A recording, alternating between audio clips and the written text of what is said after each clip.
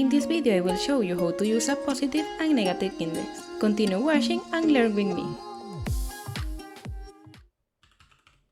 For this example we are going to create a variable and the items will be numbers. The index is the position of an element in a list or a character in a string.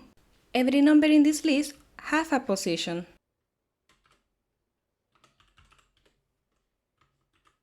If we try to print the position number 2, it will return the number with this position, or the item with that position, in this case returns numbers because I'm using numbers.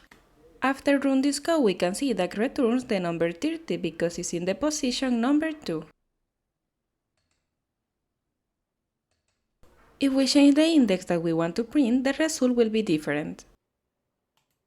In this case returns the number 10 because we asked for the position 0.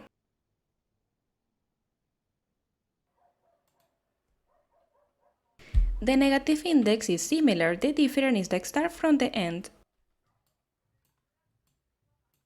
If we ask for the index -1, it will print 40 because it's the item in that position.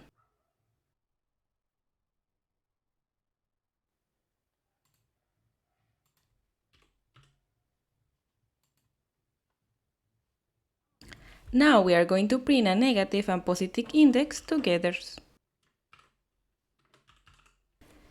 The negative index is not available in most other programming language, but is available in Python. In the negative index the result should be 30, and in the positive index the result should be the same.